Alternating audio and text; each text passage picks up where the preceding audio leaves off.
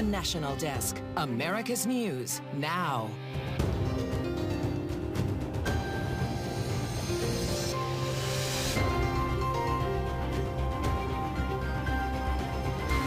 This week on the National Desk, the fight against fentanyl. You cannot tell us this border is secure when now there is enough fentanyl in this country to kill every single American more than 20 times over. Lawmakers now reconsidering decades-old policies to stop the epidemic reaching all 50 states. Used to be you could barely fill a bag for $50. Now if you walk out and spend $100, you still ain't got that much. Americans struggling to put food on the table as grocery costs creep up and pandemic-era programs set to expire. And then the U.S. Supreme Court hears oral arguments that could change the internet as we know it. Unless there is a provable effort by these companies to police their own product, they would be exposed to liability. Our fact-check team digs into the cases, accusing social media algorithms of prompting terrorism.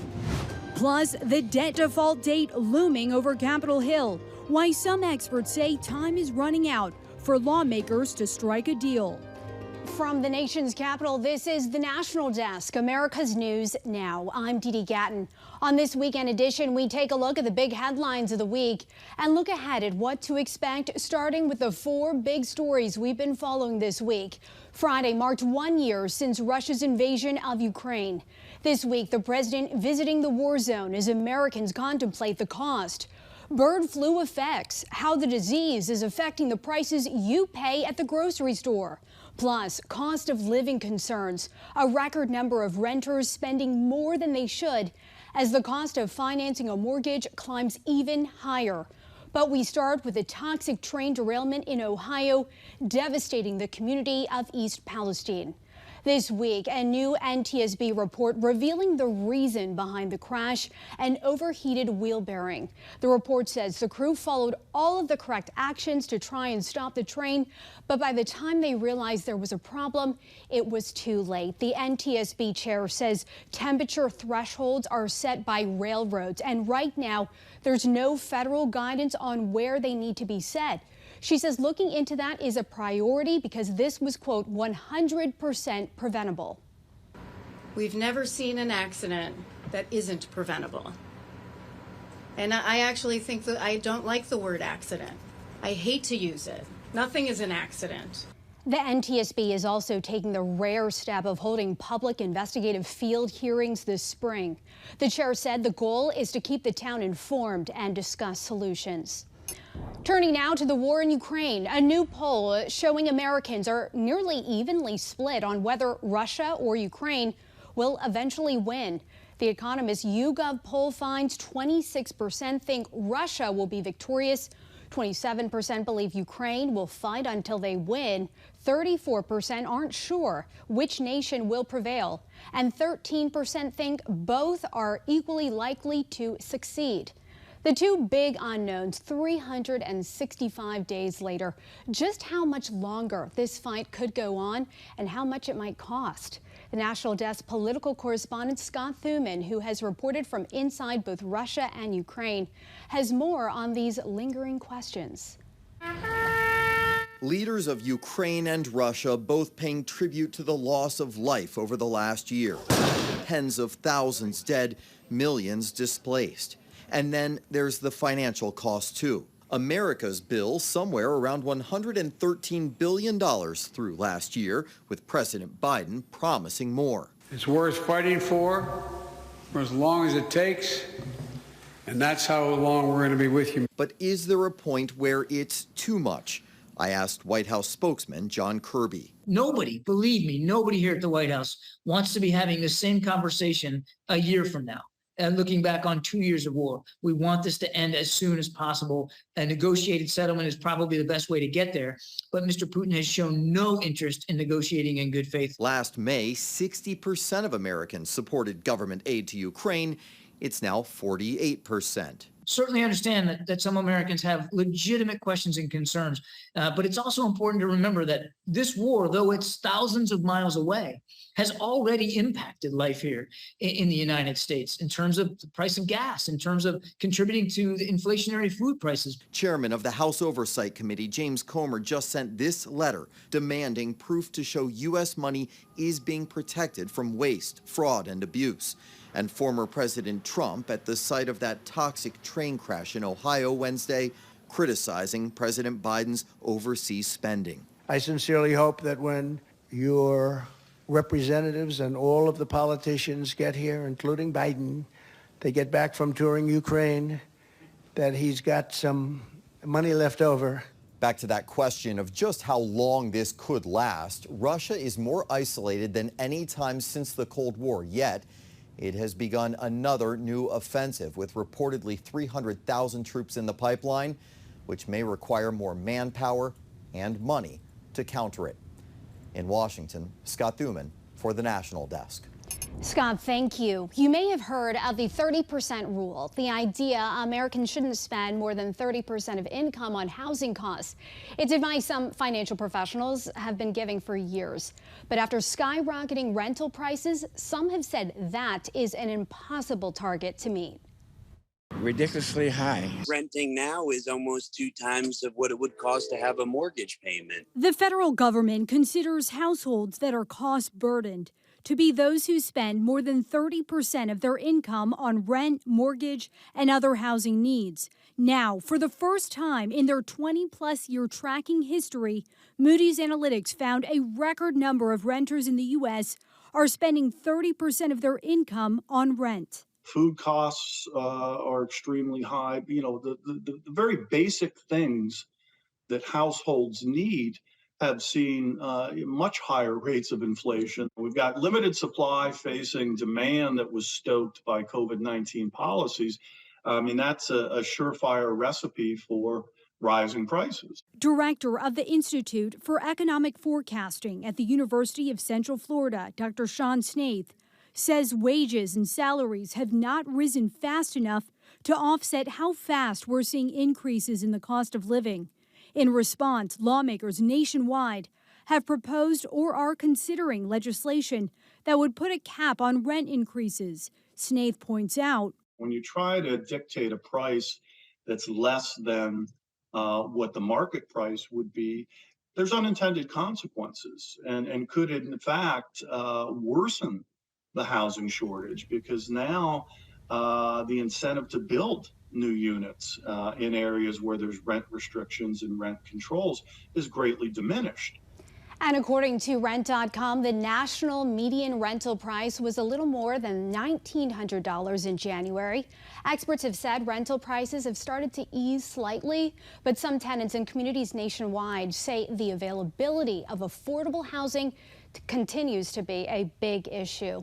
Egg prices in January 2023 were 70% higher compared to this time last year. Earlier this week, the fact-check team looked into one reason behind this spike, the bird flu, explaining how the virus could impact humans, although they're unlikely to catch it themselves.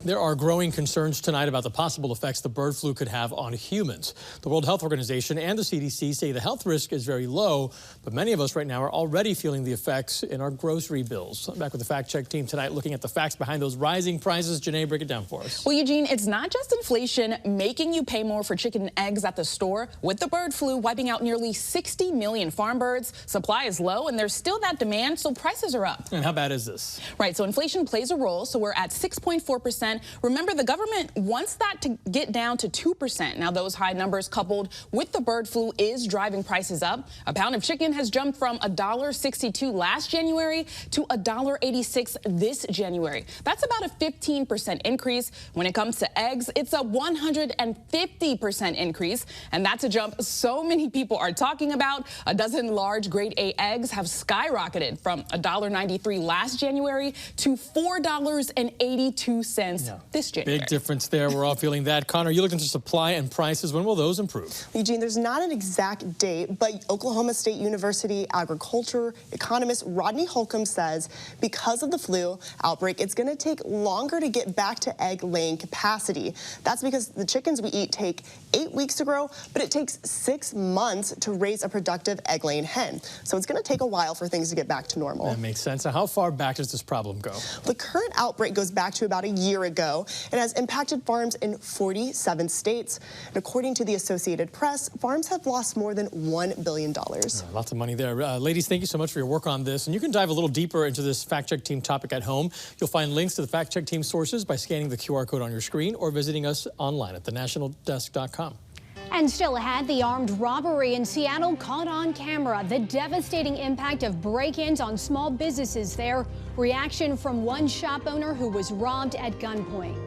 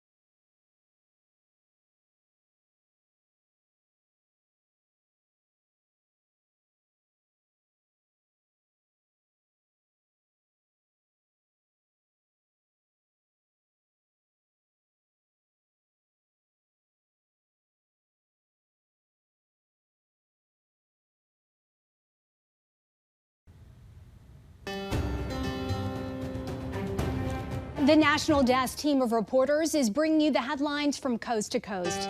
We're taking the pulse of America, starting in Washington, where a Seattle business owner was robbed at gunpoint. The entire thing caught on camera.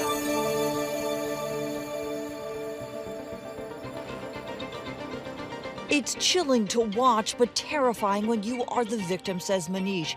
He said seconds before this, that same gun was shoved into his side. They forced me to open the register, and then I opened. What can I do? Like, if I don't open, they're gonna shoot me at the spot. It happened around 8 Saturday night, close to closing time. So I thought, like, that could be last day, or... You thought it could be your last day? Of course. 3 men, masked and hooded, were in and out in less than 2 minutes. They got cash and merchandise. Manish became yet another Seattle violent crime victim.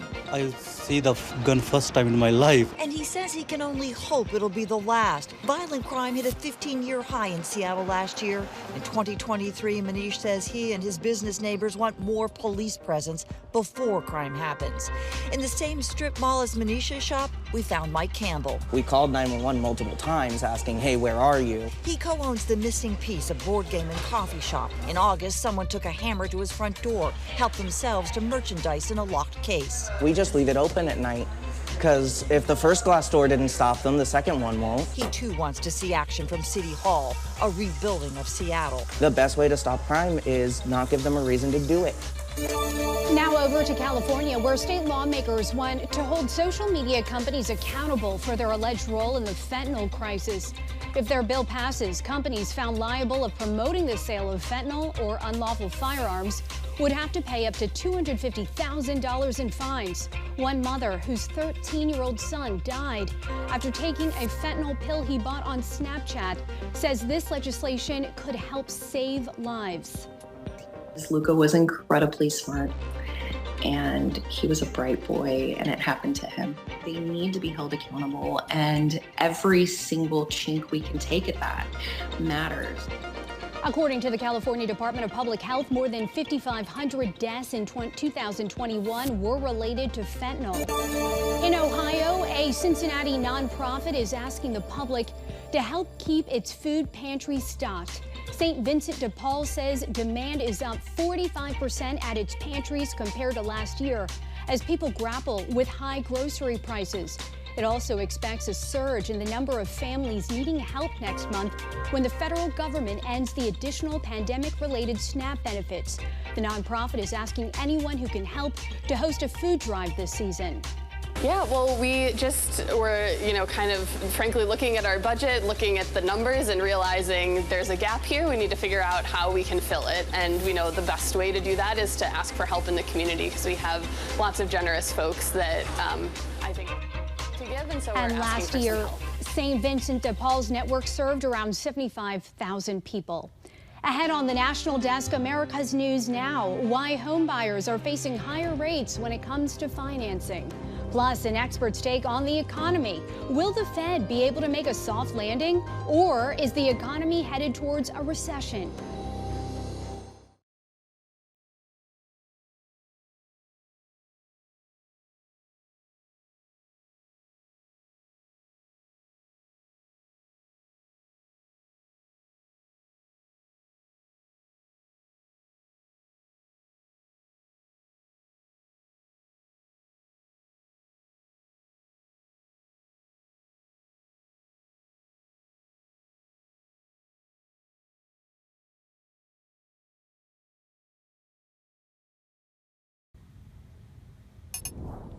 Taking a look at your money, it's getting more expensive to finance a house with mortgage rates up for a third week in a row. According to Freddie Mac, the average 30-year fixed rate now sits at 6.5%. Look at the numbers there. Last week, it was 6.32%. At this time last year, the rate was 3.89%. This week, the National Desk Jan Jeffcoat sat down with the Director of General Economics at the Cato Institute, Scott Lincecum, to talk about the Fed's latest interest rate hikes and if the economy is headed towards a recession.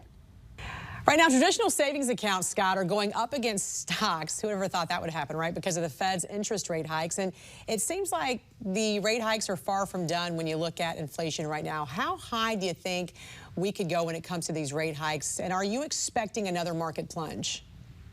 Yeah, the latest data are a classic case of good news being bad news. We had hot jobs numbers, hot consumer spending numbers, and that shows that the economy's still running faster and hotter than the Fed really wants. So we know more hikes are coming. How many and how big are still, of course, the big open questions.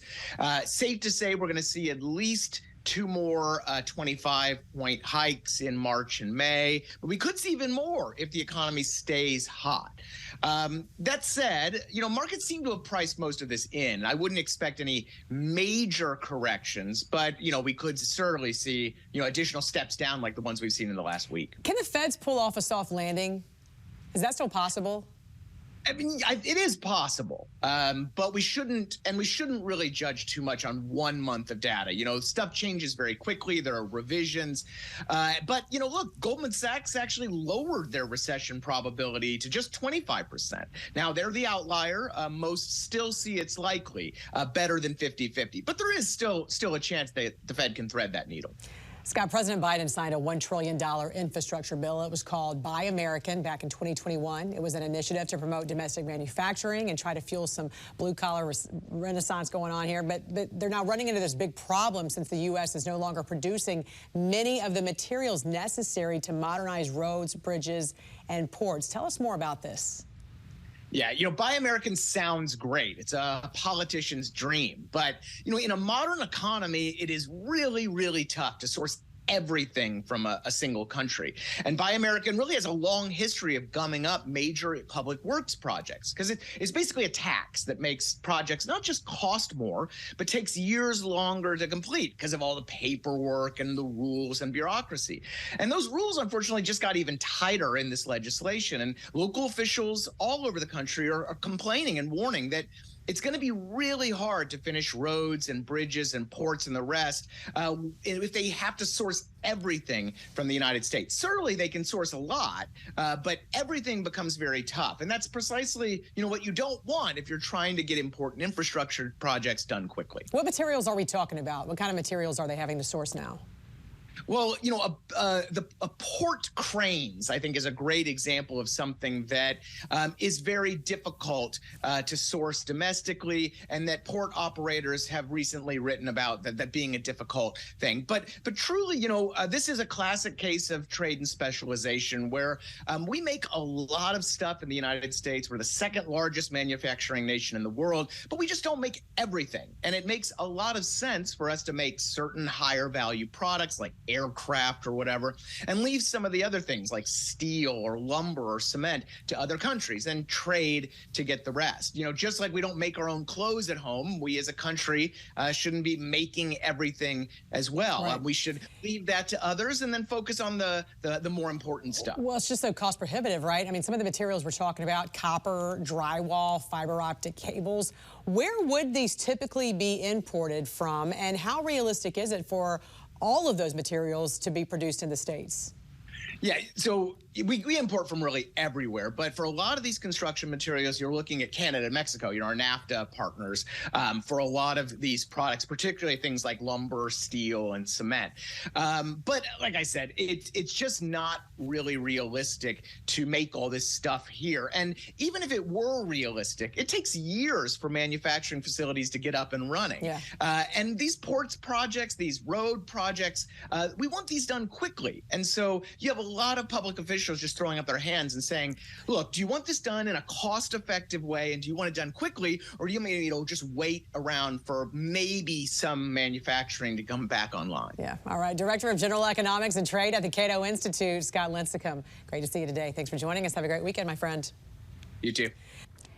Just ahead here on the National Desk, a look at the news making headlines next week. From the rare planetary event to the NBA star making his return to basketball, you're watching the National Desk, America's News Now.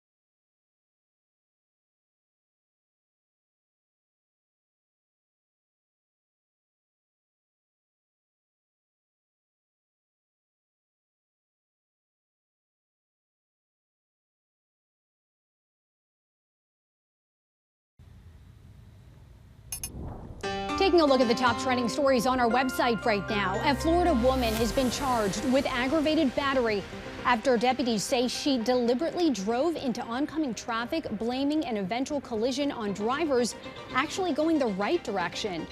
And a pizza shop in Ohio, creating some buzz this week for its untraditional hiring sign, reading, "Now hiring non-stupid people." They say it was meant to be funny, but some customers didn't think so.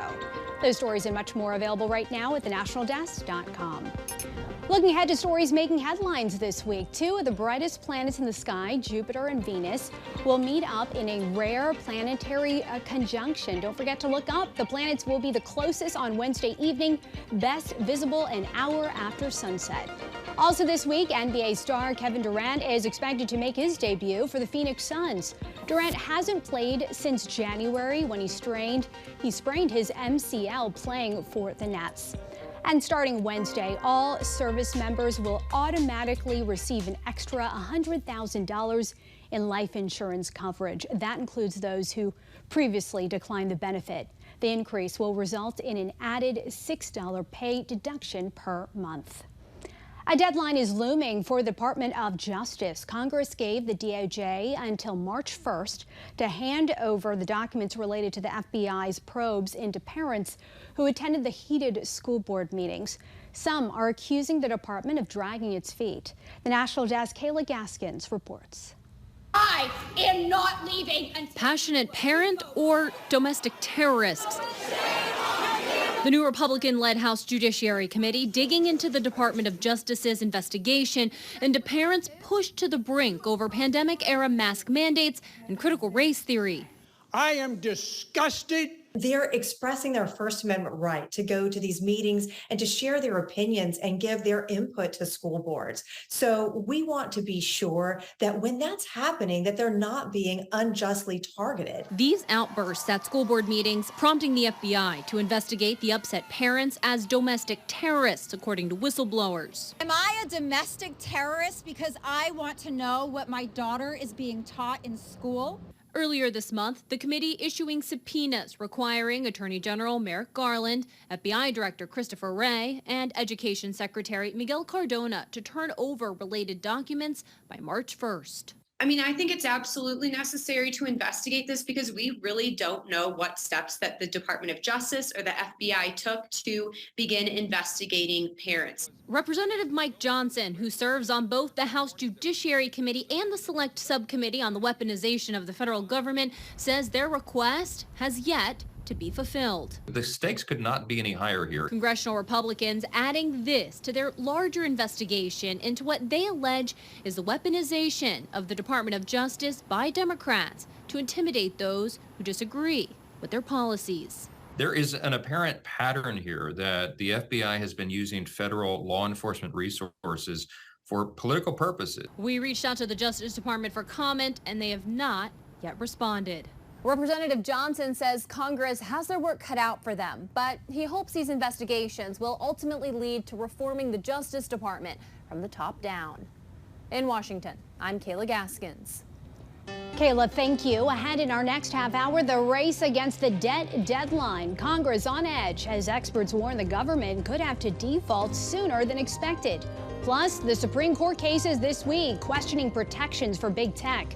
The Fact Check team back to break down how those rulings could change the internet. You're watching the National Desk, America's News Now. You can catch us live weekdays from 6 a.m. to 11 a.m. and 10 p.m. to midnight Eastern Time and anytime online at thenationaldesk.com. We'll be right back.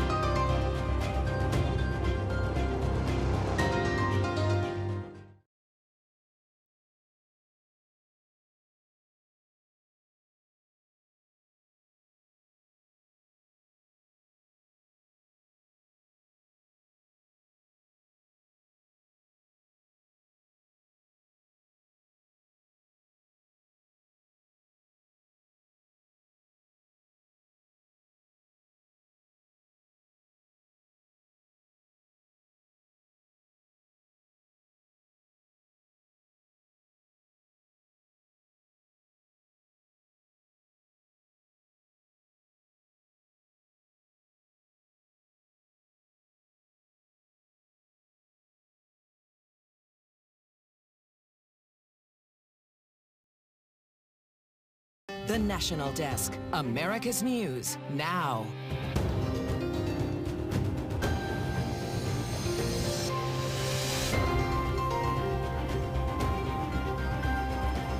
I would never intentionally do anything to hurt either one of them.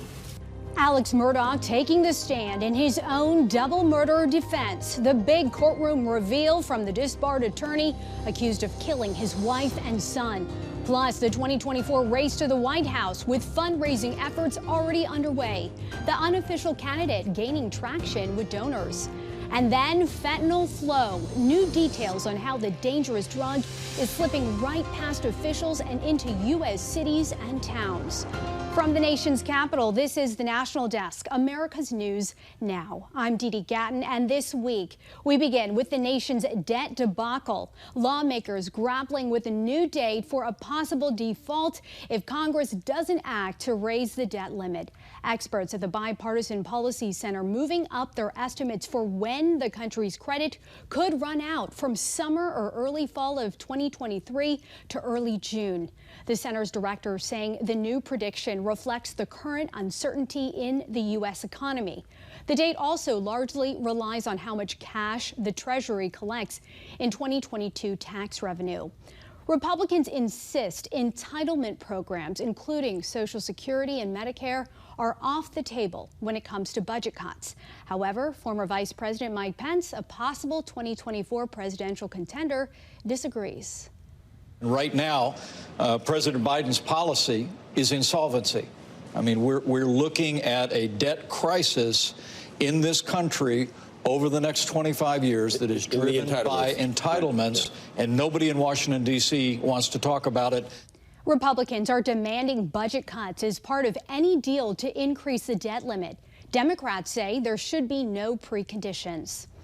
This week, new documents from Texas Governor Greg Abbott's office is showing taxpayers are paying millions for his program, busing migrants to northern cities, which has been criticized as a political stunt.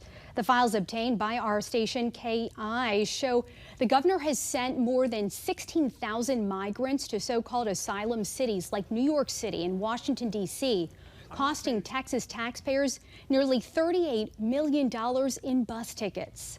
The governor has only been burning through cash to really support his own political agenda. I think what it says is that Texas senators, Texas representatives are happy to give Governor Abbott just a blank check to give him billions and billions, whatever he wants, to be able to run a political stunt. In his State of the State address, the governor touted the initiative as a success, saying it relieved border communities from overcrowded conditions. New shocking numbers on a rise in fentanyl coming into the U.S. through the mail. It's just another layer of a crisis that's led to tens of thousands of overdose deaths. The National Desk, Christine Frizzau, explains. It's been discovered in every state in the country, hidden in bags, in grocery containers, even inside of a car's air conditioning unit. But despite massive increases in seizures of fentanyl, there is also widespread evidence more and more is getting through. You cannot tell us this border is secure when now there is enough fentanyl in this country to kill every single American more than 20 times over. And it's also coming through the mail, as well as carrier services like UPS, FedEx, and DHL, from Mexico, China, the Middle East, and elsewhere. A disturbing rise in fentanyl seizures at such facilities from about 163 pounds in 2020, more than 400 pounds in 2021, and 475 pounds last year. The sheer magnitude of the problem is prompting leaders in some regions of the country to take drastic actions, rethinking policies that have been in place for decades.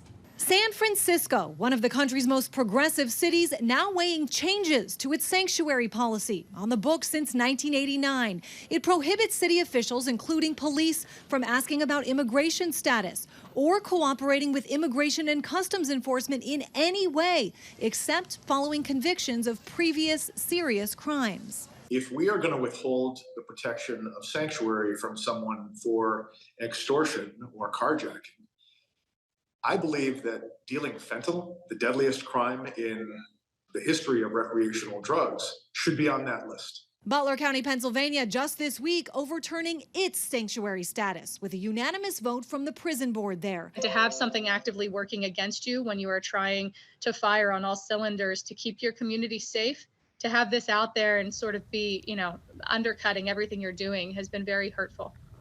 Right now, the 2024 race to the White House is getting underway. Florida Governor Ron DeSantis has yet to officially throw his hat in the ring, but that isn't stopping big Republican donors from giving him millions of dollars. Newly revealed records from the Friends of Ron DeSantis' organization show that Jude and Christopher Reyes, the billionaire brothers behind one of the country's largest beer and food distributors, each gave DeSantis' committee $1 million. Now to the Democrats. It could be April before we hear if President Biden plans to seek a second term. His age has been a hot topic. President Biden would be 86 at the end of a second term. Lies and denials as Alex Murdaugh took the stand this week.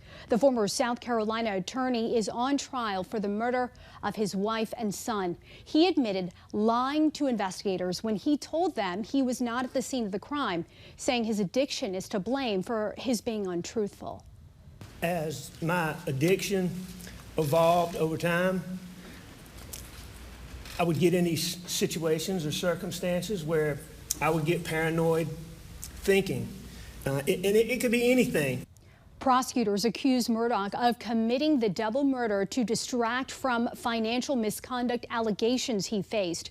He also admitted to stealing from his clients, testifying his opioid use was part of what caused his financial problems. The Supreme Court is now considering two cases that could change the future of the internet.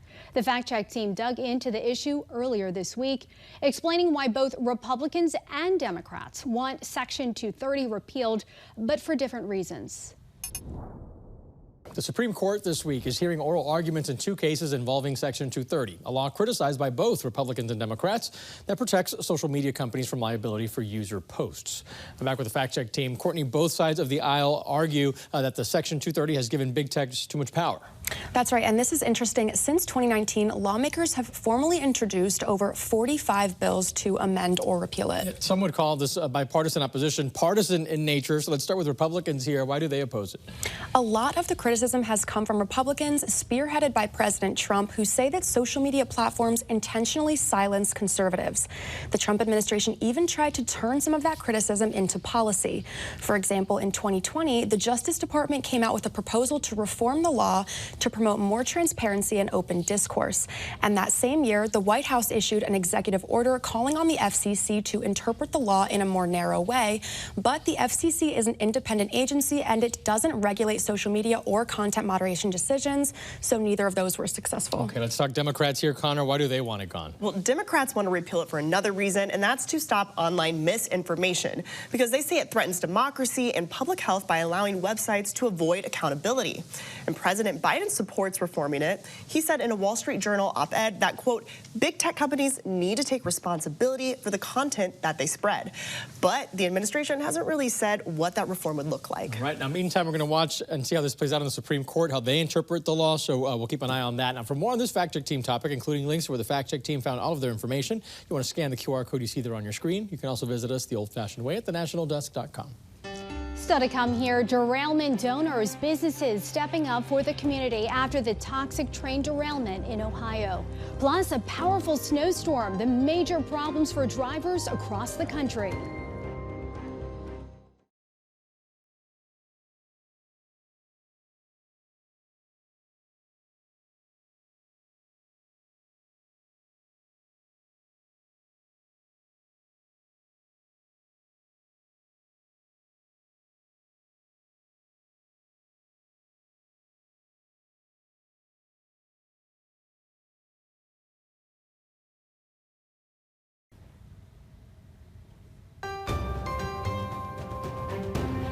This is the National Desk, America's News Now. Our team of nearly 4,000 local journalists bring you the headlines from coast to coast. From rising wildfire risks in Texas to donors giving profits to Americans in need. We're taking the pulse of America, but we begin in Utah, where residents dealt with the impacts of a massive winter storm this week. In North Salt Lake, plows are just trying to keep roads clear. I made up the big hill but then it's right when I got to this smaller hill that I can't get up. And some drivers were having a tough time getting to where they needed to go. I'm trying to get up this hill to go to my parents' house, which is basically 3 houses down. Jang was stuck and sliding across the road trying to get up a hill. It's very deceiving because it doesn't look like there's a lot of snow on the ground, but it's very slippery. But after some help, he was able to keep moving. It's a lot of long hours for my guys. You know, they put in over 1,200 man hours just with winter this year. A busy winter for plow crews in North Salt Lake, responsible for 65 miles of roads. We've been tracking all of our storms for like the last 6-7 years. They've been out 37 times this year, tying the 2018-2019 winter for the most mobilizations. We were hoping that maybe spring was coming and we were going to be done with these. I mean, we like it when it snows in the mountains because we need the water. I'm getting there. And a long day for Keith, whose flight from Boise to Salt Lake City was canceled, so he hit the road. How long did it take you to get down here? I'm going on about 7.5 hours right now. Highway shut down for about 2 hours and 15 minutes. Just sat and never moved. Big chunks of land were eaten up by wildfires last summer. Across the state, there were more than 12,000 fires that burned 650,000 acres. So far, this year has gotten off to a quieter start. Compared to last year, we not nearly the volume of fires that we responded to statewide. A new concern is the impact of the freeze and the tree branches that snapped and dropped to the ground. That debris could be a problem this spring.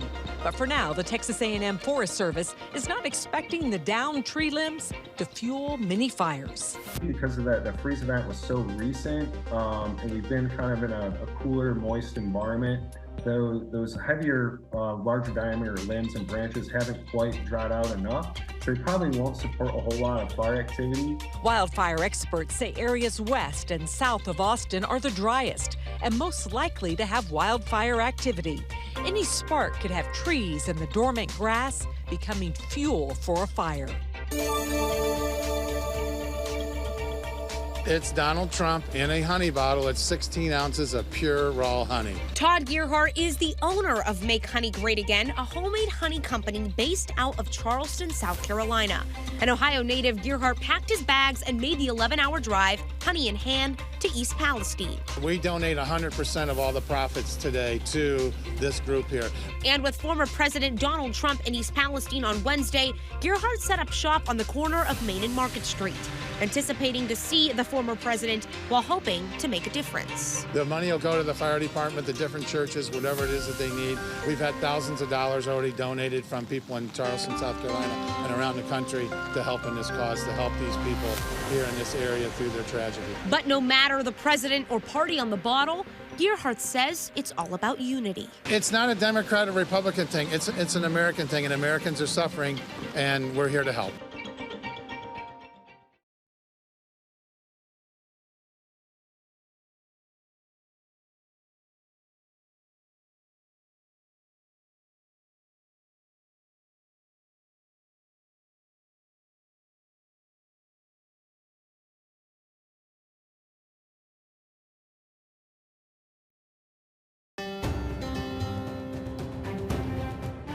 Welcome back. Our Washington Bureau covers the nation's capital every day to report on the important issues facing the country and how they impact you. The Bureau's correspondents are here with their insights on the stories they've been covering. Scott Thuman, our chief political correspondent, a flurry of activity in the next race for the White House, especially among Republicans. Yeah, absolutely, Steve. And a lot of this is born out of some recent polling. If you take a look, most Republican voters, a plurality of them, say they don't want Donald Trump on the ticket again. And a majority of Democratic voters surveyed saying the same thing about President Biden. So where does that leave us? Well, it means aside from on the GOP side, former President Trump and Nikki Haley, who've officially declared, you've got this kind of smattering of Republican candidates going across the country, testing the waters before they actually commit, and maybe just determining whether or not they have a viable shot at it. So this week, for example, you saw Senator Tim Scott of South Carolina. He was in Iowa. You saw Florida's Governor Ron DeSantis going to New York City to talk about policing across America. And this is going to be a process as you move forward, because you've got a lot of candidates who just aren't sure, A, if they want to take on former President Trump, but B, can they raise the kind of money and momentum they need? Is a Maryland Governor Larry Hogan, a former governor, going to get into the race? These are all big questions, and right now, voters have made it clear they don't love the idea of a repeat challenge from 2020. Now, one of the more notable moments we saw this week was from former President Trump. He went to East Palestine, Ohio, where that toxic train crash took place, and he used it as an attempt to try and appear very presidential, someone who may be worthy of another term, saying, I hear your problems, even if President Biden hasn't been here, I have, and I'm willing to work to get your vote yet one more time. And national correspondent Christine Frizzau, the border crisis continues. What's the latest at the U.S.-Mexico border? Yeah, so Scott was just talking about the upcoming election. Of course, President Biden has to think about that if and when he decides to launch his campaign. One of the lowest markers in his sort of approval report card has been with the situation at the border. The numbers have been higher than ever in any recorded history as far as migrants coming here. So the Biden administration this week announced a pretty surprising policy. It announced that from now on, any migrants coming to the border and asking for asylum will be deemed ineligible unless they have tried to do some other things first. Number one, unless they've tried to ask for protection or asylum in a country that they passed through on the way here, or if they filled out this CBP-1 app. This is like a mobile app, and that you fill that out, you put in your information, and you try to get an appointment at the port of entry. What this is expected to do is really minimize the number of people showing up between the ports of entry. Those numbers have been very, very high over the last year, although they did go down pretty significantly in January because part of this policy had already been implemented in 4 countries. What's interesting here, you've got immigrant advocates who are saying this harkens back to Trump policies. They're very against this. They also say this is illegal, that, you know, you're allowed to ask for asylum here. It's part of our laws. But then you have people on the right saying, you know what, with this CBP-1 app, with expanding who is eligible to come, that is going to be a draw for more people to come. So you've got the right mad at this, you've got the left mad at this. We'll see how this plays out in the coming days. National correspondent Atta El-Nashar, the Supreme Court hearing arguments about big tech and whether they should be liable for what's on their sites. What happened there? All right, so you've got 2 high-profile cases in Gonzalez v. Google and Twitter v. Tomna, and at the core of both of them is testing the limits of liability protections that tech companies have enjoyed since 1996 under Section 230 of the Communications Decency Act, but also, especially in the case of Twitter v. Tomna, the responsibility that tech companies, as the plaintiffs argue, should have in keeping terrorist content off of their platforms. So both of these cases, remember, they're separate, but they deal with nearly identical questions here. Both of them were brought by families of people who were killed in ISIS attacks, and they argue that Google or YouTube, specifically Google's the parent company, and Twitter have some liability here because of ISIS content being on their platforms, and in the case of YouTube, was recommended through YouTube's algorithms. But look, any changes to Section 230 would be drastic for any tech company, even though these cases are focused specifically on YouTube and Twitter. And I was listening to the arguments. It seems the justices are a bit confused about why they should change these rules, a little reluctant to do so. This is a court that, in some issues, tries to keep away from drastic changes to the law, and they may punt this to Congress, but the stakes are high, Steve, not just for tech platforms, but for anybody who uses the internet. And a national correspondent, Kayla Gaskins, the House Republicans getting ready to grill the Justice Department on their pandemic-era investigation into parents who protested at school boards. What's the latest on that? Well, this is part of what was promised on the campaign trail by Republicans as they were asking voters to give them the majority. So now they're making good on that with these types of investigations. So this is tracing back to those heated school board discussions that we saw in 2020 and 2021, parents getting very passionate over mask mandates, school closures, and things like critical race theory allegedly or may not being taught in schools, the whole debate over that. So when those were happening, the DOJ started opening up investigations into parents, and now whistleblowers have come forward to the House Judiciary Committee and said that those investigations were categorized under domestic terrorism. So we suspected that before, but now they say whistleblowers have confirmed that. And that's according to House Republicans on the House Judiciary Committee. So they've now asked the DOJ and the FBI to hand over these documents related to these investigations into parents so they can see the nature of them, why they were looking into parents, and get all of those details. Now, the DOJ has been dragging their feet on handing over all of that paperwork. The Judiciary Committee asked to have everything handed over to them by March 1st, and that deadline is fast approaching. I actually talked to Mike Johnson. He's on the committee yesterday, and he said so far they still have not received any of those documents. So we'll see. They do have a little bit more time if they get that in. And this is part of a larger investigation from the House Judiciary Committee on the weaponization of the federal government. So they're alleging that the DOJ and the FBI are being used as political weapons to go against the enemies of the Biden administration. And that is what they hope to uncover through these investigations. Steve. Kayla, Audra, Christine, Scott, thank you all. Thank you all for your hard work on Capitol Hill. Dee Dee, back to you. Interesting conversation, guys. Thank you. Still ahead this hour, the cost creeping up at the grocery store, why some Americans are worried about how they'll afford their next meal as extra pandemic-era SNAP benefits are set to expire.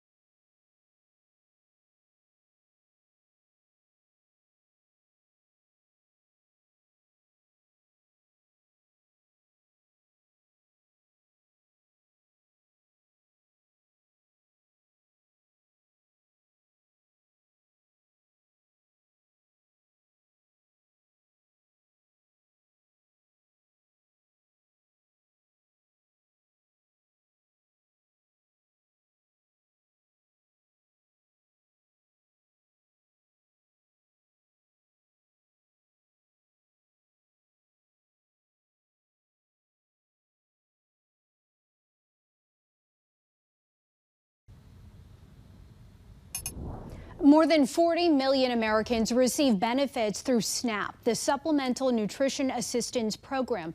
During the pandemic, those who qualified received additional aid called an emergency allotment.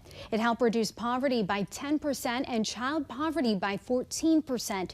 But with the end of the public health emergency, these extra benefits are going away, setting the stage for a fight on Capitol Hill. The National Desk, Christine Frizzell, reports. For those who rely on SNAP benefits, also known as food stamps, the emergency allotment of at least $95 additional a month per household was a game changer. Used to be you couldn't barely fill a bag for $50. Now if you walk out and spend $100, you still ain't got that much. But those additional dollars were meant to be a lifeline during the pandemic. The public health emergency now winding down, which means the emergency allotment will expire at the end of the month. It's going to be hard. The only thing I can say is it's going to be hard, not just for me, but for a whole lot of people. The return to the pre-pandemic system also means bringing back the work requirement that those between 18 and 50 years old who are physically and mentally fit, who want to receive SNAP benefits for more than 3 months, must have a job or be in a work training program for at least 20 hours per week. When we have 7 million able-bodied men between the ages of 25 and 45 that aren't working, potentially qualifying for SNAP benefits, it just doesn't seem fair. Some GOP lawmakers want to restrict the use of waivers and implement more wide-ranging work requirements. A group of House Republicans in a letter to President Biden writing, breaking this poverty trap will help future generations avoid welfare programs altogether. Others pointing to the employment situation as another factor for the needed changes, with more jobs than people looking to fill them. And the Congressional Budget Office estimate that the price tag for SNAP would increase by $93 billion over the next 10 years. We also have an obligation to ensure that these federal funds are not abused and that they're not taken advantage of. This battle already setting the stage for what is expected to be a contentious war over government spending. That includes reauthorizing the Farm Bill, which SNAP is a part of, and raising the debt limit, which Republicans say they want to be accompanied by cuts to the federal budget. I'm Christine Frizzell, reporting for the National Desk, America's News Now. Christine, thank you. And that'll be all for us on the weekend edition of the National Desk, America's News Now. Don't forget, you can catch us live from 6 a.m. to 9 a.m. and 10 p.m. to midnight Eastern Time. Just check your local listings.